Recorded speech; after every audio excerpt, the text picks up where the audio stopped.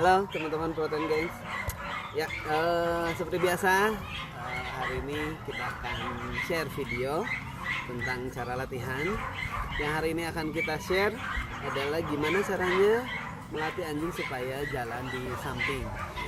Karena banyak juga pertanyaan atau DM yang masuk, maksudnya gimana caranya supaya anjingnya jalan di samping, nggak ke kanan nggak ke kiri gitu. Nah, sebelumnya saya kenalkan dulu si heboh ini. Ini namanya Kai. Kai ini teman-teman adalah salah satu anjing yang kami adopsi. Jadi tepatnya Kai diadopsi 14 Februari 2019. Nah, jadi udah hampir setahun lebih ada di sini. Yaitu, kok nggak pakai yang baru sih?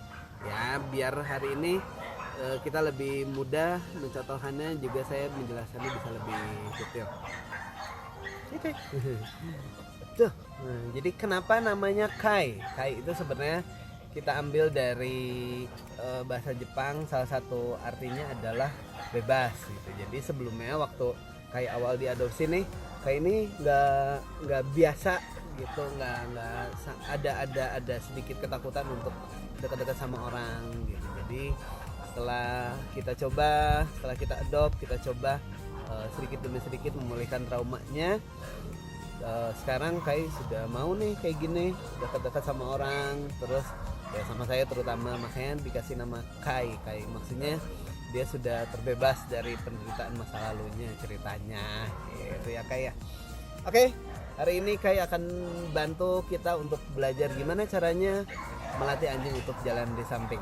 Oke teman-teman, kita langsung ke praktek gimana caranya melatih anjing supaya jalan di samping.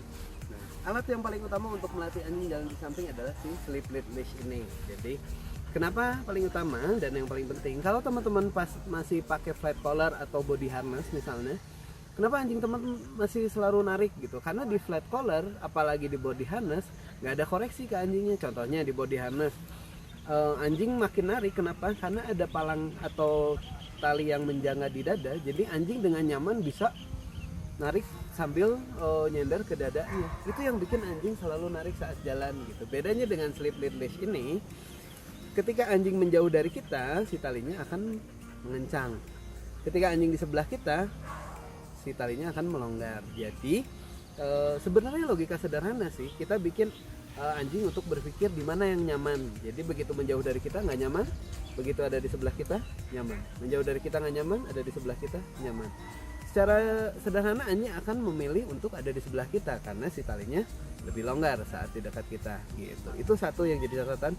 Terus catatan kedua adalah cara pegang talinya. Kebanyakan orang pegang tali itu seperti ini. Jadi si talinya keluar dari lubang tangan di bagian atas gitu. Saran saya sebaiknya teman-teman bisa lipat talinya, nanti akan saya jelaskan, dan si talinya keluar dari lubang tangan bagian bawah. Kenapa? Saat anjing narik, secara otomatis tangan kita akan nahan si anjingnya. Beda kalau dia keluar dari lubang bagian atas, tali akan lebih mudah bergeser, akan lebih mudah loss dibanding dengan tarik keluar dari lubang tangan bagian bawah. Begitu anjing narik, tali akan lebih mudah kita tahan, terutama untuk Anda Protein Gangs yang ciwi-ciwi, ibu-ibu dan teteh-teteh, akan jauh lebih hemat tenaga saat melatih anjing berjalan di samping. Jadi tips saya, usahakan tarik keluar dari lubang tangan bagian bawah. Selanjutnya adalah cara memasakkan slip lead leash ke anjing. Nah ini teman-teman sebetulnya sudah ada patokan yang gampang. Ada pembatasnya dan ada ringnya. Itu usahakan selalu di sebelah kiri kita atau di sebelah kanan anjing. Jadi si alurnya adalah berputar ke arah kita. Teman-teman bisa lihat talinya, alurnya berputar ke arah kita. Kenapa? Kalau nanti salah arah, si slip leadnya itu tidak mudah longgar. Kalau arahnya betul, slip leadnya akan lebih mudah longgar. Ini saya contohkan bedanya. Ini adalah sisi yang salah. Si ring dan pembatas talinya ada di sebelah kiri anjing. Ini adalah sisi yang salah. Ini kepala anjing misalnya, tangan kiri saya. Ketika kita tarik, tidak mudah melonggar. Bedanya kalau si bandulnya, kita balik ya. Lihat, ini ada bandulnya kan, ada pembatasnya, ada di sebelah kanan anjing. Jadi begitu kita tarik, pum, dia akan lebih mudah melonggar. Itu untuk cara pemakaian. Sekarang kita pasangkan ke anjingnya. Sit. Pasangkan ke anjingnya, usahakan pasangkan di bagian paling atas supaya anjing teman-teman tidak tercekik. Kalau dipasangkan di bagian bawah, ini tidak akan terjadi koreksi, juga lebih mencekik ke anjingnya. Jadi bukannya kita mendidik tapi malah jadi torture ke anjingnya. Iya, sabar ya. Oke, kita naikkan ke arah atas. Oke, terus ini ada pembatasnya, kita bisa tempelkan. Oke, nggak usah terlalu kencang, kasih jarak 2 jari seperti ini. Oke, itu untuk cara pakai. Oke teman-teman, kebanyakan juga yang salah dalam cara membawa anjing adalah talinya dipegang terlalu panjang. Ya, anjing mudah sekali pergi menjauh dari kita. Tips saya adalah mulai dari posisi anjing duduk dan lipatkan talinya. Setelah dilipat, kita pegang seperti ini. Tali keluar dari bagian bawah dan selalu dalam kondisi yang longgar sebelum mulai jalan. Oke, ini posisi talinya. Udah. Dan selalu mulai jalan di posisi anjing duduk dalam kondisi anjing tenang. Kenapa? Kalau anjing mulai jalan dalam posisi yang heboh, selama perjalanan dia akan selalu heboh. Jadi mulailah jalan dengan kondisi yang calm, kondisi yang tenang. Perhatikan anjingnya. Di video sebelumnya saya sudah ajarkan gimana caranya melatih posisi sit. Jadi setelah melatih posisi sit, baru kita akan beranjak ke latihan healing ini. Gitu. Nah, sabar. Gimana caranya supaya anjing fokus dan jalan di samping?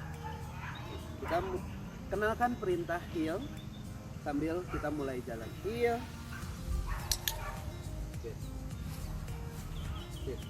Langkah pertama, jadi teman-teman nggak usah mulai jauh-jauh dulu. Mulai dengan 1 langkah atau 3 langkah. 3 langkah seperti ini. Oke? 2, 3, berhenti, sit. Kasih rim. Oke, saya ulang lagi ya. Kalau teman-teman mau mulai 1 langkah boleh, yang mudahnya sih saya kasih gambaran dalam 3 langkah. Kita coba ya. 1, 2, 3, perintahkan anjing duduk, sit. Kasih makanan. Kenapa? Supaya nanti setiap saat jalan kita berhenti, anjing berhenti. Dan setiap berhenti, untuk di awal berikan reward dulu. Kenapa? Jadi anjing tahu, oke, gue berhenti karena gue akan dapat sesuatu. Gitu, untuk di awal. Nanti cara ngilanginnya akan saya jelaskan di video selanjutnya. Saya ulangin lagi ya. Mulai dengan posisi duduk, anjingnya sudah tenang. Oke, teman-teman bisa mulai jalan sambil panggil namanya. Iya. 1, 2, 3, berhenti. Saya ulangi lagi. 1, 2, 3, berhenti. Jadi anjing akan berhenti karena dia tahu dia akan dapat sesuatu. Setiap kita berhenti, dia akan ikut berhenti. Gitu. Kalau kondisi anjingnya heboh gimana, Bi? Berhenti dulu. Jadi setiap misalnya teman-teman bawa jalan anjing nih, anjingnya kesana ke sini, teman-teman bisa berhenti dulu, sit lagi. Mulai dengan 3 langkah lagi. 1, 2, 3, sit. Mulai lagi. 1, 2, 3. Nanti setelah 3 langkah oke, teman-teman bisa tambah 5 langkah, bisa tambah 7 langkah. Kenapa ganjil? Nah, ini yang jadi catatan lagi. Kenapa harus selalu ganjil? Biasakan mulai jalan dengan kaki kiri. Kenapa? Nanti akan bermanfaat saat kita mengajarkan stay. Jadi jalan dengan kaki kiri berarti anjing harus bareng sama kita. Tapi kalau kita tinggalin anjing dan anjing gak harus jalan sama kita, tinggalkan dengan kaki kanan. Bisa bedakan? Bisa. Mereka tahu mana kaki mana yang mulai lebih dulu. Gitu. Jadi sekarang yang kembali ke healing tadi, mulai dengan kaki kiri, berhenti di kaki kiri. 1, 2, heel. Sip. Iya. Sip. Iya.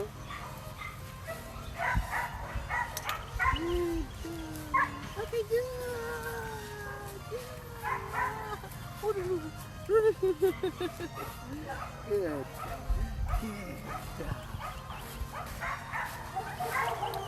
ya teman-teman, banyak pertanyaan yang masuk juga yang menanyakan berapa lama sih latihan, terus kalau di ProTrain berapa lama, terus setelah lihat video-video tutorial kita berapa lama latihan, berapa jam.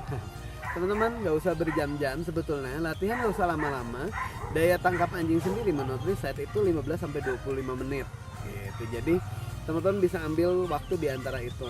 Kalau saya pribadi saya mulai dari 10-15 menit per harinya gitu. Jadi teman-teman bisa ulang di pagi dan sore hari. Nah, waktu yang paling tepat, waktu kita bicara waktu kembali ke jadwal teman-teman masing-masing. Cuman saya rasa latihan itu diluangkan di waktu yang bagi anjingnya enjoy, teman-teman juga enjoy gitu. Tips saya, jangan pernah menjadwalkan latihan. Kenapa? Karena itu nanti jadi beban. Aduh, hari ini gua harus latihan. Enggak. Sebaiknya waktu yang paling nyaman adalah jam mereka makan. Sesibuk-sibuknya kita kan pasti kasih anjing kita makan. Nah, makanannya itu kita rubah jadi reward. Sama seperti Kai nih. Ini Kai jam makannya sore, sekarang jam 4. Nah, si Kai makan misalnya 300 gram. Nah, 300 gramnya saya masukkan ke pocket, makanan yang saya bawa, terus dijadikan reward. Jadi si rasa lapar ini juga akan membantu dalam masa pelatihan nanti gitu. Jadi tips saya, nggak usah dijadwalin yang kaku-kaku banget, sesempatnya teman-teman. Usahakan dalam kondisi hati yang menyenangkan, juga anjingnya dalam kondisi yang siap latihan. Kapan siap latihan? Tentunya karena kita pakai reward makanan di saat mereka lapar. Kapan mereka lapar? Di jamnya mereka makan, karena mereka tahu oh ini waktunya makan gitu.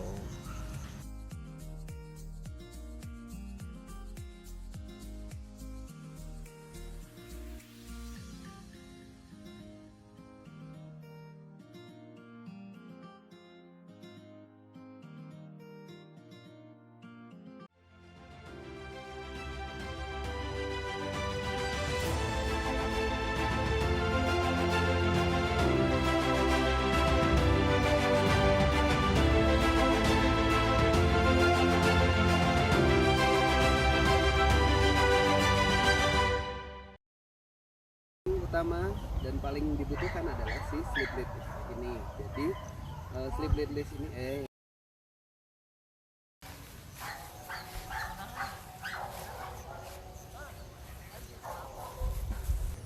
nah, tadi udah sampai kan? Iya.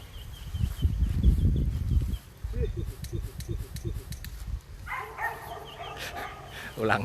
Ulang.